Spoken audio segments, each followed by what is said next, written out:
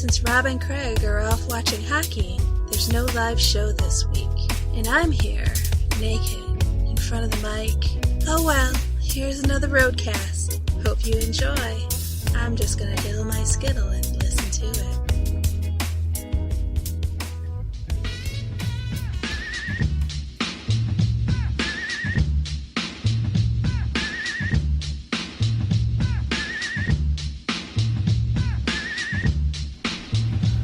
Well, folks, it's cold and windy outside, but you got your clutch and wiggle experience inside.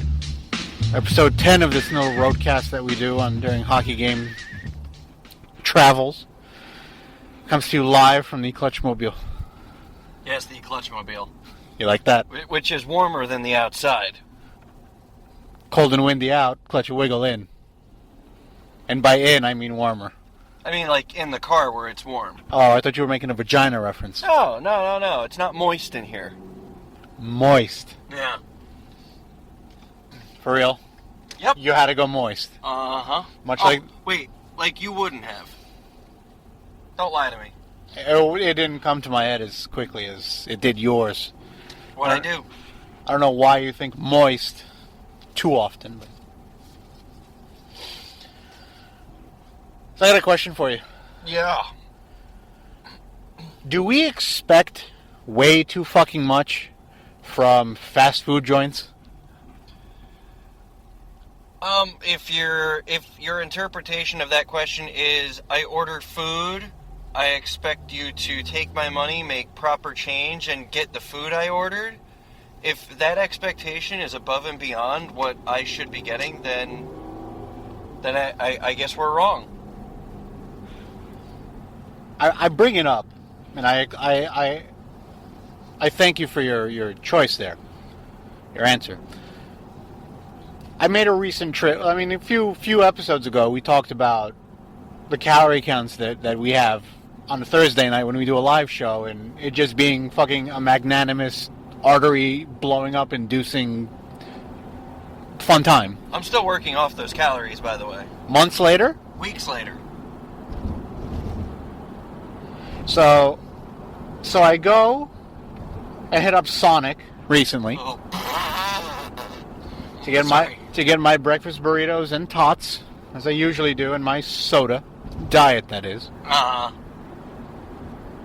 But I go there with the intention, since it's around breakfast time, and it really was. It was about 10. It's breakfast time. What do you have during breakfast from a beverage standpoint? Coffee. Yes, coffee. Give me my coffee or I'll kill you.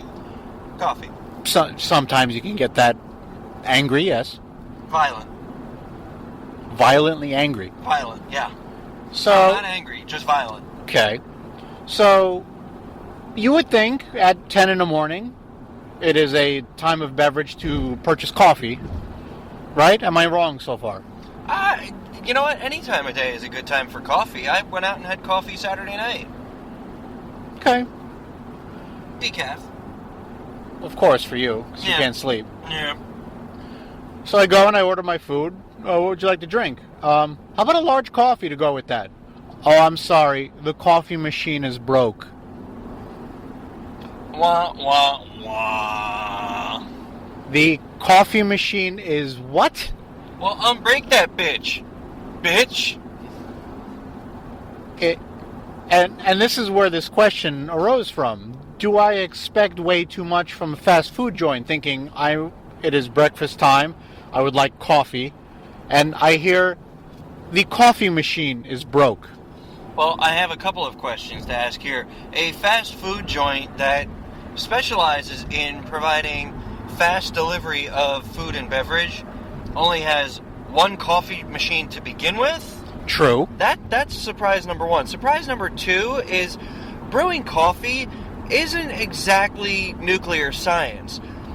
I have brewed coffee with the power being out, okay? When we had Superstorm Sandy, I woke up the next morning and I said, power be damned, I'm having fucking coffee today, okay? I boiled my own water, I filtered it through the coffee beans, and it wasn't spectacular coffee, but by definition, it was indeed coffee. You don't need a machine to brew coffee. So what you're saying is you had a little taste of Colombian that morning. I did not go on a rampage that morning. That's what I'm telling you. Right, but you had a little taste of Colombian that morning. I did not meet Columbia that morning. She was out on another errand. But I did have some nice freeze-dried Taster's Choice. That doesn't sound as appealing. No, but having a cup of Colombian in the morning sounds a little bit sexier, don't it? I had some of Seattle's best. Let's put it that way. Very good. So continue.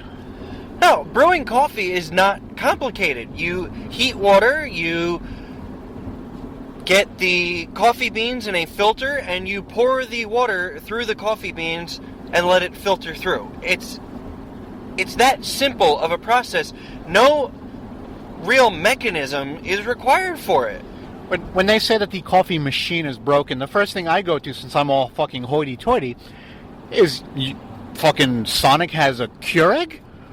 They have this monstrosity that you see at your local food store. When you take your coffee beans, you grind them up, you put it back in the bag. I've been to diners down the shore. I've seen the Locust tea thing or the Locust coffee thing. Okay?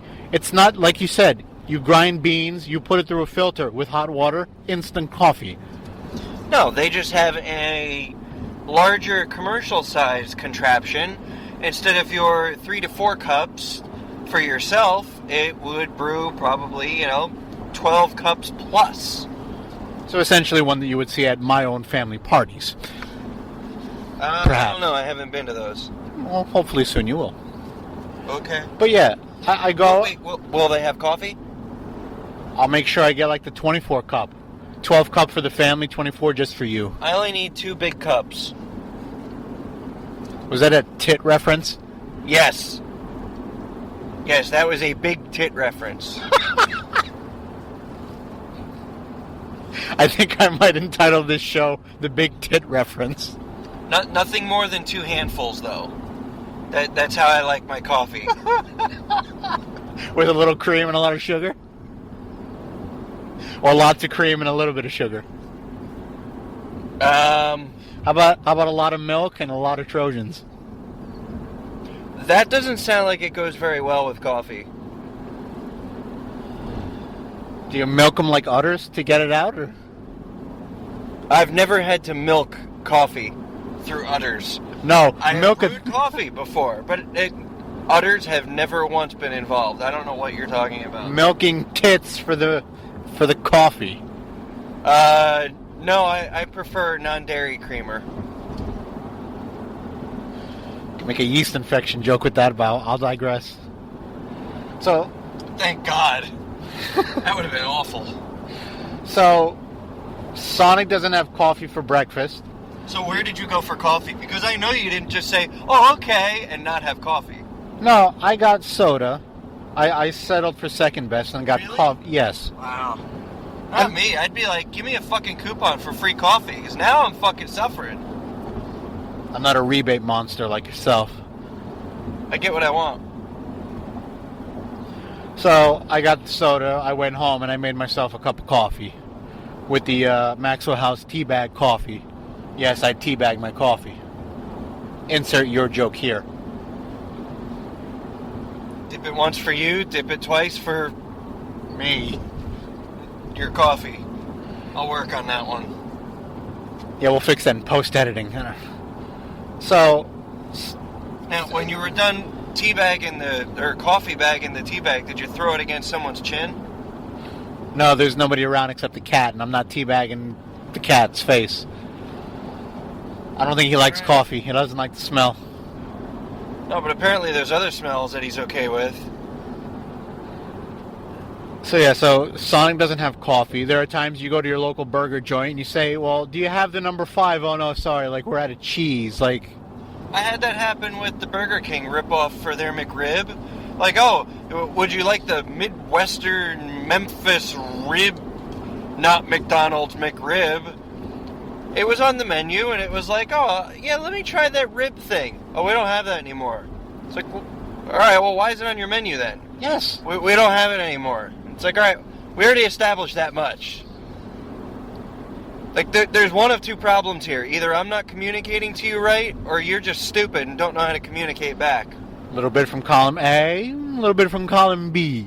No, that was all column B. So, yeah, I didn't get my phony Burger King McRib, but I hear Burger King now has a rip-off Big Mac, the Big King, I think.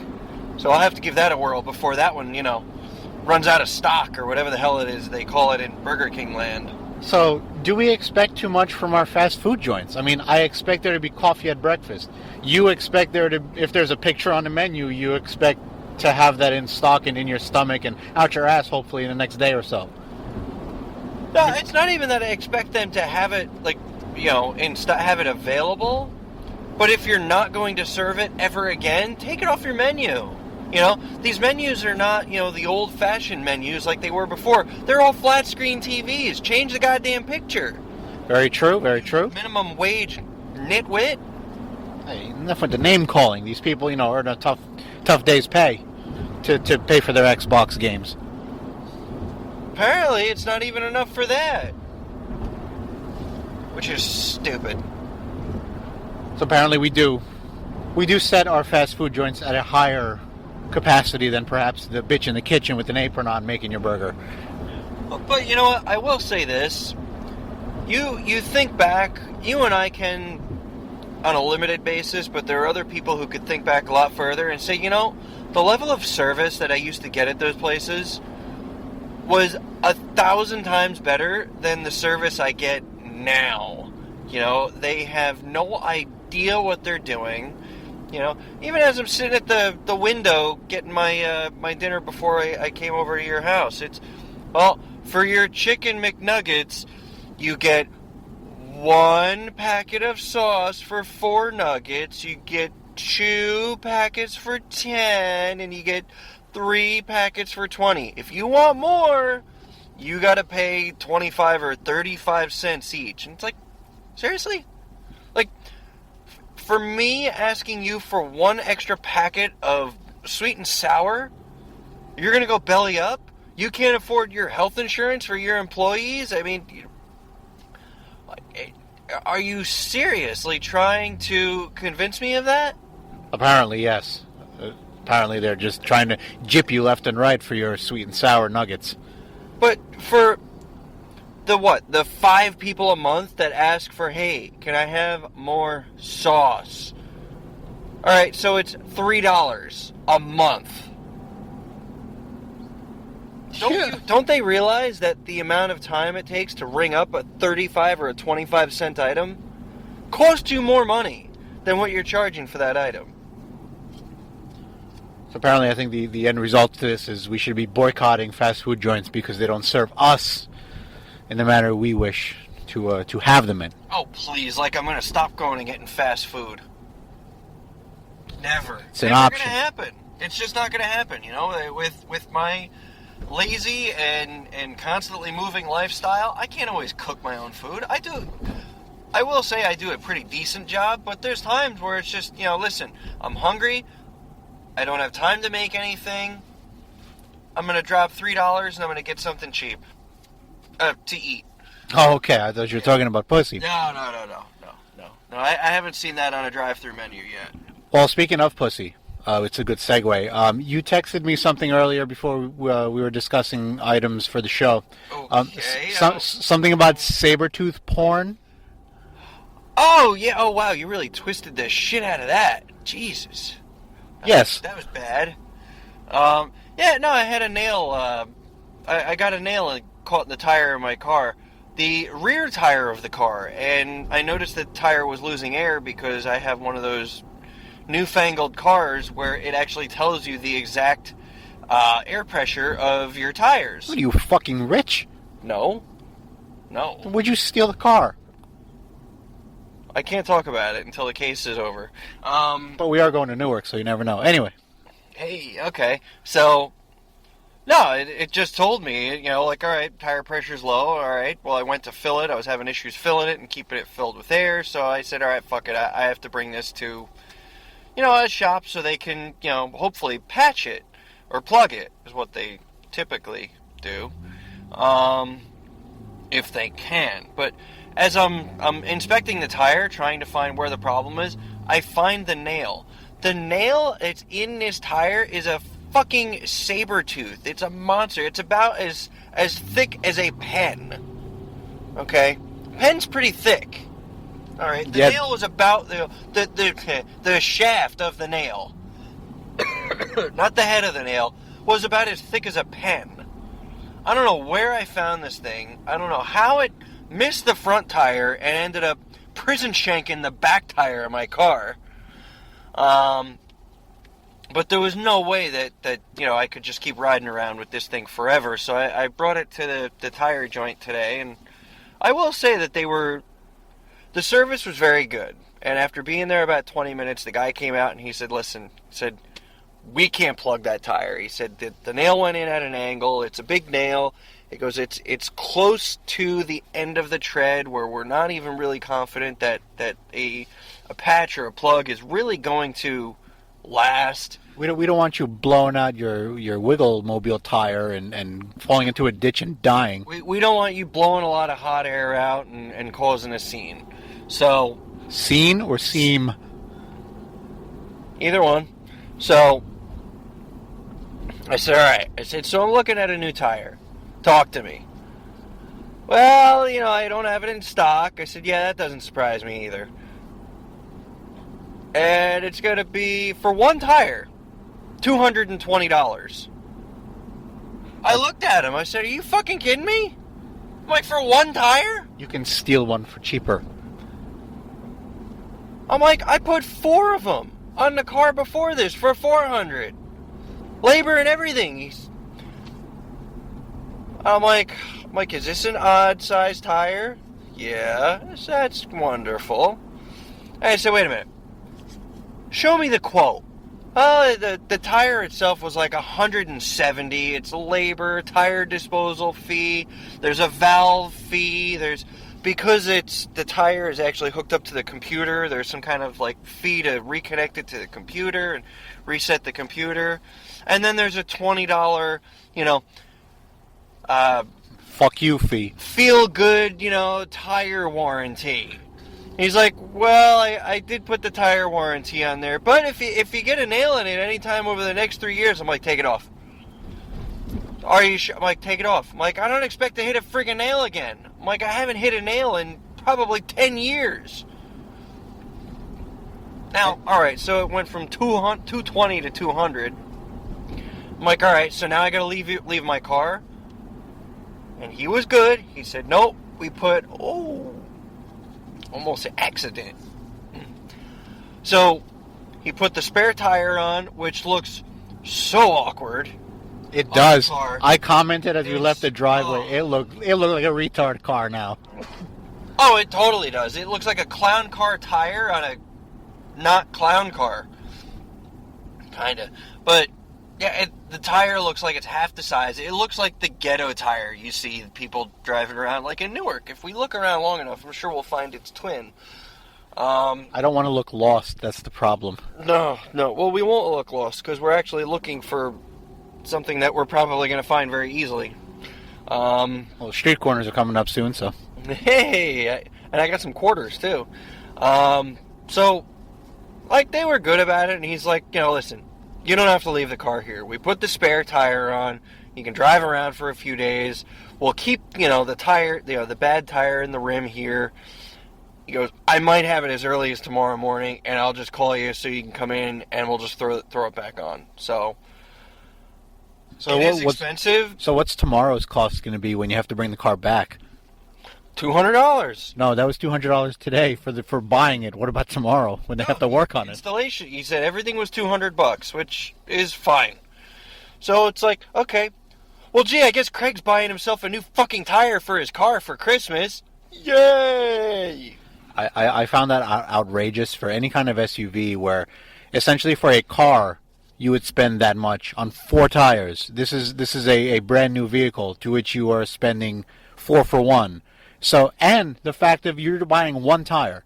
Typically, they bitch to you saying, well, if you do one, it's going to ruin this, that, or the other, so you're best buying two so it'll even out in the front or back or whatever. It's a brand new fucking car. It's got 7,400 miles on it. I mean, it's a baby. It still smells new.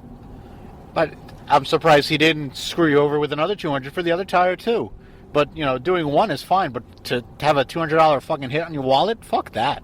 Oh, I mean, I could, could I have said, okay, fuck you, give me my tire back, I'm going to go shop around?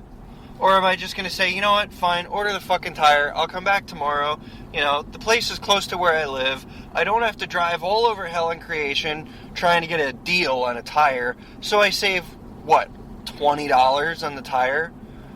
You know what, my time is worth something, and it's worth whatever I think I would save on the tire. Just fix it and let's be done with it and move on. I got bigger and better shit to do. Maybe not better, but bigger. So there you go. You have a wiggle rant. Sorry, we don't have the music queued up for you. But essentially, it's Sabretooth Porn. Why? Because you get fucked in the end. Oh, yeah, no, and that's right. My comment to you was, you should see the size. I noticed it was a saber tooth in the tire. You laughed at that. I said, no, really.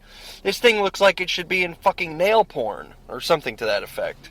And but you thought that was chuckly. Chuckly? That's a good word. You did. Chuckly. I think you said you chuckled, or I don't know. I think you used that word recently. Maybe. Perhaps. So there you go, folks. Another RoadCast in the books. We're up to 10 now. Wow. 2 seasons of hockey equate to 10 RoadCasts. But you can also download our full episode shows that are live each Thursday at 7 p.m. over on ClutchWiggleEXP.com, Podomatic, iTunes, Stitcher Smart Radio, Spreaker, and all the rest. So for Mr. Craig over here, say goodbye, sir. See ya. And Rob. We will see you next week for either another RoadCast or another live show. Who knows? See you later, folks.